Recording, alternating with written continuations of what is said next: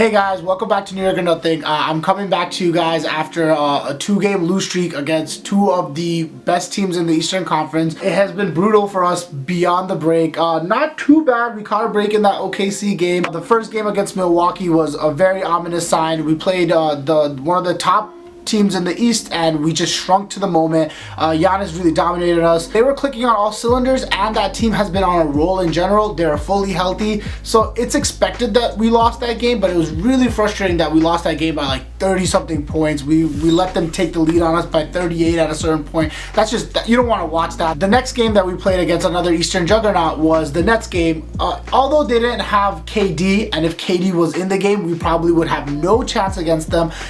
These games were good litmus tests to see where we're at standing in the NBA. Are we in that middle pack, like not really competing for a championship, but middle pack, you know, playing for playoff spots, or are we in the bottom of the league? Are we gonna go back into lottery? This really just showed that we're progressing towards something in terms of a culture, but no moral victories in this, guys. A win's a win, a loss a loss.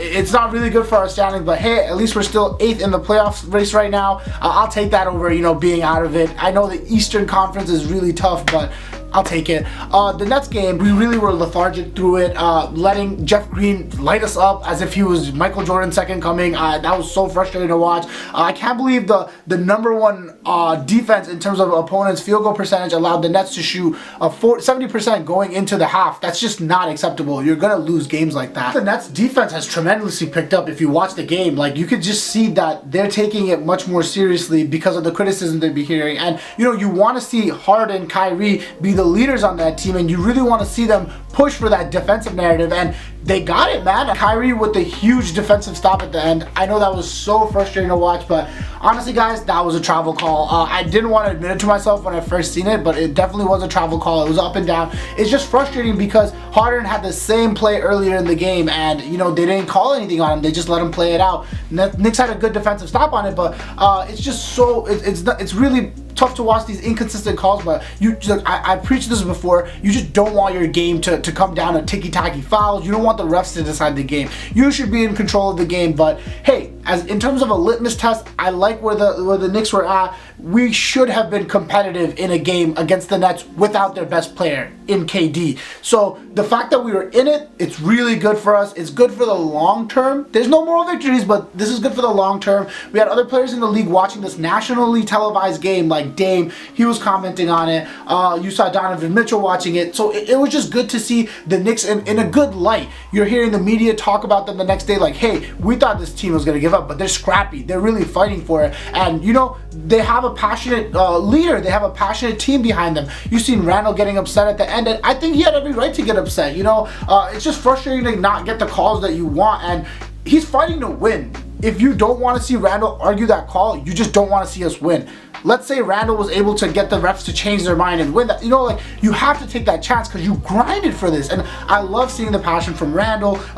Good shit on his end, man. You want to see your players take the game seriously and want to win. We're not in this again.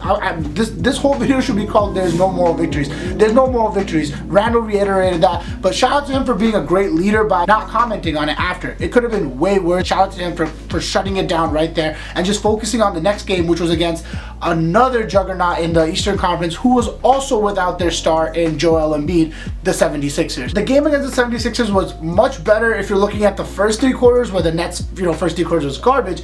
The Knicks were really able to come out gunning. I really did not see that coming. I didn't think that after a back-to-back where their best player Randall played 40 minutes, you know, against the Nets and then coming back and playing the Sixers, I really just did not see us coming with such a big burst of energy in the beginning. And you know, the Knicks looked like they were clicking on all cylinders through the first 3 quarters, but at the end of it, the Sixers were they've just been here for so long. They're just so good at this, and they're a perennial top 3 or top 5 team in the Eastern Conference for a reason, because they have great players who know how to be in these clutch situations. So they know how to go on runs, they know how to close out games, and the Knicks were just shrinking to the moment again. They weren't able to close it out. RJ had a pretty good shot to tie up the game, but he missed it. IQ had a good chance at it, he missed it too. But these are growing pains of a young team. These kids are 21, 22 years old.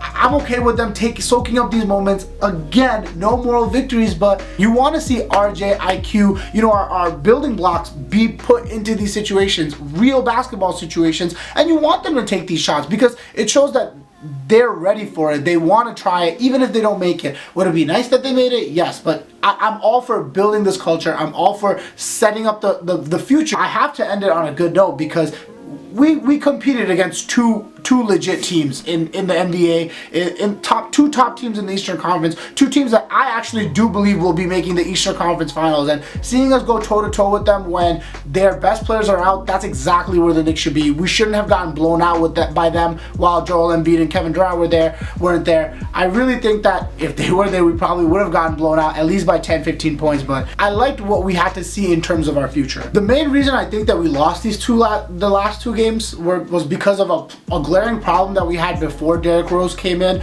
We really need a playmaker and we really need another shot maker, especially in the clutch, especially in the last few minutes of a game, because RJ and Quickly, as nice as they are, they're great players who can do a lot in the first 3 quarters, but when it comes to that clutch moment, they just haven't seen enough in the NBA to be there. We really need another seasoned playmaker, seasoned shot maker who can do it with Randall, because he's been playing consistent, and I really want us to be able to make this playoff push with another piece. These problems were really glaring before Derrick Rose was on our roster, and with him being out, with Elfrid Payton being out, with no playmakers on our team besides Randall, RJ, and Quickly, it's been really tough to watch. There was a little bit of a stretch where Alec Burks was basically playing point guard for us, and it was weird to watch. I get it. We're stretched really thin. Elfrid Payton's out. Derrick Rose is out. We just played Emmanuel Quickly a bunch of minutes, but Burks at the point guard was something I just did not want to see. Next game against the Magic, I categorize as a must-win. Obviously, you guys are always hearing me say this is a must-win, but